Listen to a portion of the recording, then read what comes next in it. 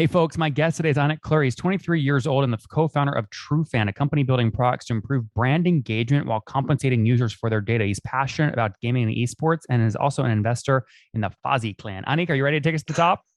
I am, Nathan. How you doing? What is that? The Fozzy clan. Am I even saying it correctly?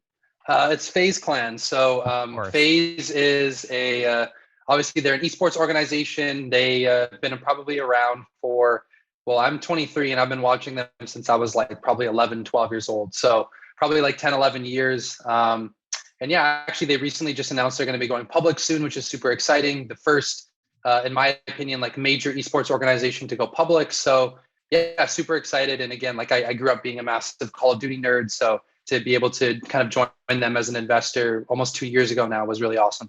All right. Tell me about TrueFan. What's the company do and who are you selling to? Yeah, absolutely. So TrueFan as a basis is I talked about in the bio, like really what we aim to do is help enterprises collect compliant consumer data in a way that, really cuts the consumer into the data equation. So we work with large enterprises like Netflix or the NBA to essentially allow them to better understand their audience through data. So the main areas we focus on are web data, first party data like emails, phone numbers, mailing addresses, and social media data like a user's data on Instagram or Twitter. And what do these customers on average pay you per month to use the technology? Yeah, so we definitely range. Like we have subscription plans that a small business or many influencers use on our website that range from like $200 a month to $500 a month.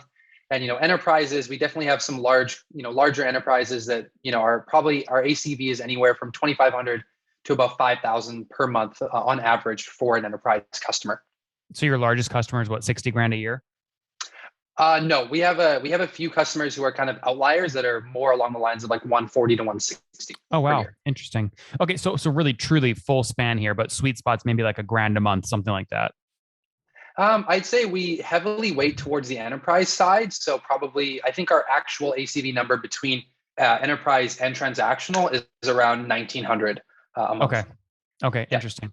Fair enough. And then what's the backstory here? When did you write the first line of code for the platform? Yeah. So TrueFan was, really we started about 3.5 years ago, and it was really the brainchild of kind of my co-founder Swish. He is an amazing guy, really awesome background, but he was in New York and he'd been building media companies. So his project he was working on before TrueFan was this media company called Dunk, and they essentially own Instagram accounts, Twitter accounts, Snapchat accounts, all regarding basketball content, and they had about 11 million followers across the network. So Wait, hold he had on. worked with This is yeah. too much coincidence here. Basketball. His name is Swish. Is his name actually Swish? So his name is Swaroshish, but his PE Okay. teacher in sixth grade couldn't pronounce that and nicknamed him Swish. I got it. Okay. This makes So sense now. this was the nickname was long before he got into any of this. That's hysterical. Okay. So you guys Yeah. start writing code in like 2018. How many customers are you now serving today? Yeah. So right now, I think we have about 75 enterprise customers, and in total, probably over, oh man, I'm probably going to get this wrong. I think like 300 to 400 customers. I'm honestly probably getting the exact customer amount wrong, but I do know about 75 enterprise customers. So if we just look at these enterprises at like 2 grand a month on average, I mean, what you guys are north of 150 grand a month right now in revenue? Correct. Yeah. Okay, very cool. And maybe double or triple that, right? If you add in all the smaller users, right? Yeah. Yeah. Our ARR is, probably, in terms of where we're at, it's definitely north of like 1.5, 1.6. Yep, So yep, yep. feeling pretty good. Yep, yep. Yes, yeah. So that mean 1.6 would be okay. Well, hold on. So like 150 grand a month would be almost a 2 million run rate, but you said you're closer to 1.5 million run rate. Correct. Yeah. Okay, okay, fair enough. Cool. So what? Talk to me a little bit about this other thing you're working on, which is Surf. How did this sort of come out of TrueFan? Are they related? Yeah, absolutely. I think, really to be honest with you, Nathan, a lot of what we've done over the last couple of years is really just try to understand where consumer data is going. I think, if you say like, what am I obsessed with right now? I really, outside of like, probably like skiing or diving, which are like passions or hobbies, I'm really obsessed with consumer data and like, what does the future of consumer data look like? And the last couple of years, whether we were building TrueFan, we were really just trying to understand like, what does that look like? And what we realized is we believe that the future of consumer data is opt-in and it's a value exchange, meaning that if a consumer is going to give data to a brand, they need to get something in return. Long gone are the days where your privacy and your data was the admissions price for entering the internet. We don't believe that that's what the future of the internet is going to look like. And thus, all of the last couple of years and working with these different customers, we started to understand that brands wanted better data on their audience, but they also wanted data that they could use, moving forward, and that they would actually be able to use with GDPR, CCP anyways. Long story short, Surf was our way of saying we want to reward consumers for their data, and we want to provide brands compliant data that they can't get from other sources. So what Surf is, it's a browser extension that anyone in North America can download, and you get points for browsing the internet, and you can use those points for items, gift cards, whatever you want. Then all the browsing information you share is anonymized. Mm-hmm. So what that means is that by actually being on the internet, you can earn from sharing your data, and your data, instead of it just being taken from other large companies, you can earn from it. So help me understand, can you quantify, what do you measure, GMV through Surf, or what's the key metric there? Yeah, for us, in terms of, key metrics with Surf right now are really just daily active users. Launched about a month and a half ago, and we're at about 16,000 DAUs, which is really, really exciting for us. Over 35 million URLs shared. So, really great feedback, closing in on, I think, 300 reviews on the Chrome store, which is really exciting as well compared to other, browser extensions that have been out a lot longer than us. We've had really positive community feedback and people being excited about this idea that they can earn from their data. Mm-hmm. And you launched on Product Hunt as well. How many signups did Product Hunt drive? Yeah, I think Product Hunt was our first real day, and where we weren't just, giving it to friends and family.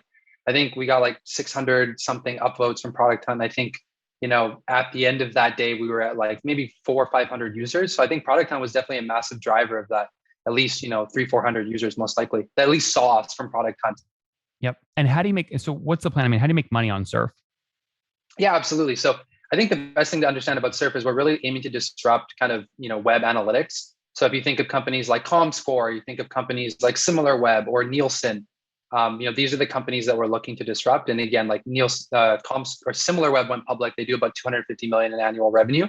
So for us, our goal is just to continue to acquire users, continue to reward them for their data, and then essentially, monetize that data to brands through insights. How many rewards have you sent out so far? Yeah, I think we are at about $40,000 that we've given back to our users in terms of point redemption. So users redeeming points for rewards. And we actually, yesterday was the last day, but any user who downloaded Surf was entered to win a Tesla. So we're actually going to be giving away a Model 3. Probably we'll be announcing the winner in the next couple days, because the contest or the giveaway just closed yesterday evening. So the big game with gift cards, like when Target does Black Friday gift cards, is you're betting effectively that people forget they're in their wallets and they never actually use the gift card. So you never actually have to provide that thing. So when you say 40K in points given back to your community, how much of those have actually been redeemed for real things? So on our side, we don't necessarily we pay for the gift card in advance. It's not necessarily when it's redeemed, we give them the value right up front. So on the brand is essentially making money from us when a user redeems the card. So for example, let's say Starbucks, very popular gift card. We pay Starbucks $10 to be able to give the user the $10 Starbucks gift card. So that's what I'm asking. That's what I'm asking is let's say I'm a user and I have 10,000 points and it's going to cost 1,000 points to get a $10 gift card from Starbucks via Surf. But I never remember to go in and tell you that I want that gift card using my Surf points, right? How many unused Surf or unused Surf points exist right now? Oh, sorry. No, that's the $40,000 has been redeemed points. In terms of overall points, there's probably another $120,000, $130,000 worth of points that have been unredeemed so far. Many users prefer to save their points and get bigger items. Not everyone necessarily wants to redeem for a $10 Amazon or Starbucks card right away. Some people are more into, passively accruing points over time and getting a bigger item later. But the $40,000 to $50,000 metric that I gave you, that's redeemed rewards. That's not overall compensation. Overall compensation is closer to about probably $110,000, $120,000. And so where do you guys get the money to buy a Tesla or pay for $40,000 worth of Starbucks gift cards? Yeah, so it's we were venture capital funded. We have some really amazing investors and funds that have come on and supported this vision. Ultimately, for Surf or TrueFan? So Surf is a product of TrueFan. I see. So how much have you raised? Not a separate company, not a separate entity. It's all under TrueFan. Correct. So how much have you raised at TrueFan? Yeah, we've raised just under 6 million so far. And when was the last round? Canadian. Well, we actually just announced a $2 million extension to our seed round we did earlier this year. That was probably late last week, middle of last week. We announced that seed extension. My team recruiting great founders come on the show is quick. This is wonderful. Okay, so when was the first round done? Our first round was done probably like almost 2 years ago, but that was small, right? We're talking, 300,000, 400,000. Our last major round was the first part of the seed, and that was probably middle of Q2 of this year, and that was about 2.5 million Canadian. Interesting. Okay, so the 300,000 seed you guys raised back in 2019. Usually founders are selling like 10 to 20% of the business in the pre-seed round. Is that sort of where you guys came in at? I'd probably say a little less. Like what we worked off of was essentially like we did the whole YC safe model. So we kind of followed suit in terms of traditional. We were really lucky. Like both Swish and I have a lot of mentors and kind of advisors that have kind of been through the startup world a lot, and they kind of helped us in navigating those early ages. But we kind of pegged closer to around what most kind of YC companies sign their deal with YC, which is around, I think, I can't remember if it's changed, but when we were looking at it, it was like 6 to 7 million. That was the cap of the safe. Got it. So you raised $300,000 on a safe with a cap of 7 million, something like that. Yeah, roughly around there. Yeah. I see. Okay, now when you did the seed, did you guys decide to price it or stay on a note? So the seed was priced, correct? Yeah. So walk me through how you came to that, because that's a big negotiation, right? How do you get to evaluation there? Most are selling, again, 10 to 20% of the business in the seed round. Yeah, absolutely. I think for us, it was just, looking at what revenue was at, growth potential. We had signed some, like this year for us was a really big year in terms of proving out we can sign customers north of $100,000 a year. We've been able to do that with 2 or 3 different customers. So that was like a big proving ground for us, is like, can we increase ACV? Because the beginning of the year, ACV was only about $800. Now it's about $1,800. So that was a big proving ground for us. So really, it was just kind of sitting down and saying, hey, what do we think is a fair multiple that we're seeing? We have friends that have raised on 40x multiples. We have friends that have raised on 5x multiples. So we sat down with our lead investor. They kind of pegged what they thought was fair. We agreed and kind of moved from that space. And so what, to the extent you can, I won't ask you the exact valuation, but what sort of range multiple did you decide to raise at? Yeah, probably, around, I'd say like 15, I'd say roughly around that area. Yeah. Okay, fair. And again, you're 1.5 million sort of run right now. So we're talking like 25 million sort of, to 30 million sort of valuation, somewhere in there. Yeah, somewhere around that. Yeah. Why do you need them? Why do you need so much capital? Obviously you get diluted every time you do this. Why do you need money here?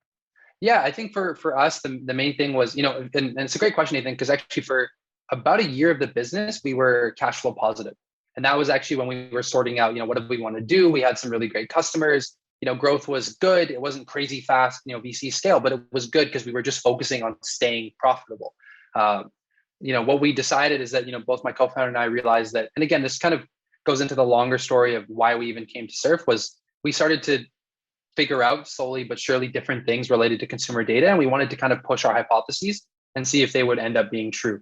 And for us to be able to do that at the scale that we wanted to, we thought it would be best to bring in venture capital. So that's kind of what our decision was. Again, like I said, there was a close to a 1-year period where we were cash flow positive, and we had no intention of fundraising. But as we came along and different customers wanted more and more, we realized that we were kind of at a crossroads. And both my co-founder and I are young and thought it'd be, we might as well see what we can do. We do love profits. And help me understand growth. If you're doing $125,000 a month today in revenue, where were you a year ago? Do you remember? Yeah, a year ago today was probably about 60, 65 in month. You've doubled year over year, something like that. Yeah. Yep. Very cool. And then look, these 75 customers that are paying you, these enterprises. So like what would Nike pay you for? What are they getting? Yeah. So I think it really depends. Let's take an example, which is EA. So EA is one of our biggest customers. We work with them for their annual EA Play live stream, which is their biggest event, like 80,000 concurrent viewers. So with EA, it's pretty, they have everything. So I think that's why I want to use them as an example.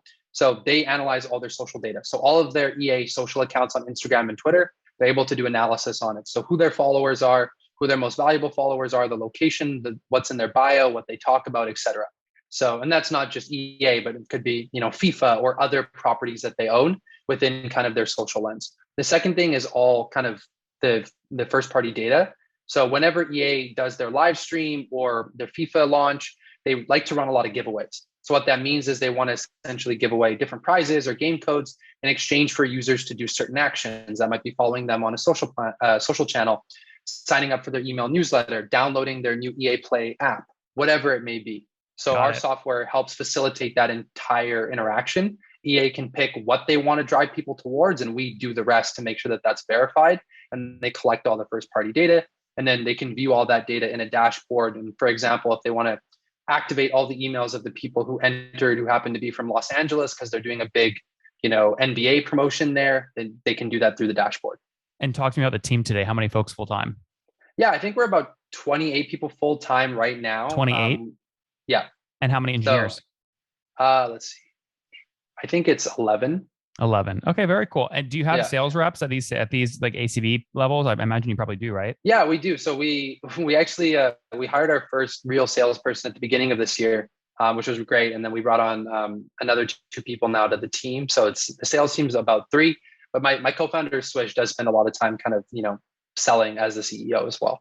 Very cool. Listen, this is great. Now, are you planning on raising any more anytime soon? Well, I mean, because you just raised the $2 million, right? So you're going to invest that for a little bit. What do you think you can get revenue to before your next raise? Yeah, I think our goal is to probably get revenue close to about 2 million, within the next probably 6 months, I'd say. And again, for us, like a big focus is surf user growth. To be honest, a lot of the funds that we've talked to recently, that we like to keep warm, they're very interested in surf just because from a pure consumer metrics play, we're kind of doing great in terms of compared to other consumer companies out there. So they're interested in kind of what is the intertwining look like between this, consumer app and the data we're generating there and the businesses we have paying for our current B2B product. Like, can we bring those 2 things together? Makes a lot of sense. In the meantime, let's wrap up here with the famous 5. Number 1, Aanikh, favorite business book. The Hard Thing About Hard Things by Ben Horowitz. Number 2, is there a CEO you're following or studying? I really like I don't think not like currently that I'm obsessed with, but actually that's a lie. One of my favorite CEOs is the CEO of Dapper Labs, Roham Gorgalzu. Dapper Labs. Number 3, what's your favorite online tool for building a business? I honestly really, really like Slack, mainly because of all of the integrations that we have. So all of our team can be updated with metrics, revenue, user feedback, Zendesk, everything all lives in our Slack. And I think it's a really good hub for everyone on the team to get an overall insight of the health of the company. Number 4, how many hours of sleep do you get every night? I get probably 7 to 8 hours of sleep. That's good. I'm very big on sleep. Very big on balance. Situation: married, single, kids? I am in a long-term relationship with my girlfriend. Again, I'm 23 years old. She's 23, so we're both young. But we've been going out for 4.5 years. She's finishing her final year of med school, so probably move along from just being boyfriend and girlfriend in the next year or 2. Last question: what do you wish you knew 3 years ago when you were 20? I think 3 years ago, I wish I knew that it's okay to learn. I think so much of being a young person in startups, like I went to Stanford, like a lot of it is just pushing to achieve and not necessarily taking the time to actually learn that it's okay to learn and fail. And I think 20-year-old me could probably hear that, and it would go a long way. Guys, TrueFan is helping big brands like EA Sports collect audience insights. Their new tool called Surf is basically rewarding folks for using them, paying them for their data to continue powering this machine and get network effects. They were doing $60,000 a month a year ago, now $125,000 a month. So really healthy growth. They just closed the second part of their seed round. So $4.5 million total raised in their seed round at somewhere between called a $20 and $30 million valuation. They're scaling fast, 28 on the team, 11 engineers as they look to continue bringing on salespeople and pushing product forward, specifically Surf. Aanikh, thank you for taking us to the top. Thanks, Nathan. Thank you so much for your time.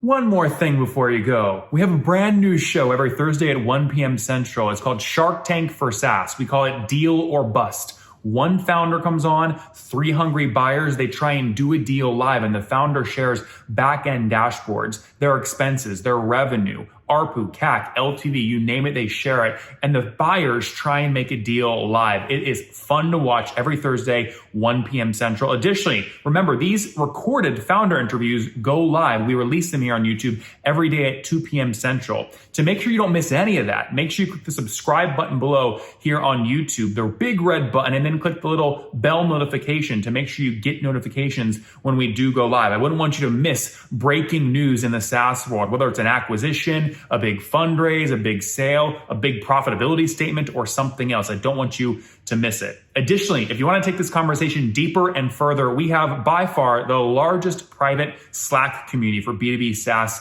founders. You want to get in there. We've probably talked about your tool if you're running a company, or your firm if you're investing. You can go in there and quickly search and see what people are saying. Sign up for that at nathanlatka.com/Slack. In the meantime, I'm hanging out with you here on YouTube. I'll be in the comments for the next 30 minutes. Feel free to let me know what you thought about this episode. And if you enjoyed it, click the thumbs up. We get a lot of haters that are mad at how aggressive I am on these shows, but I do it so that we can all learn. We have to counter those people. We got to push them away. Click the thumbs up below to counter them, and know that I appreciate your guys' support. All right, I'll be in the comments. See ya.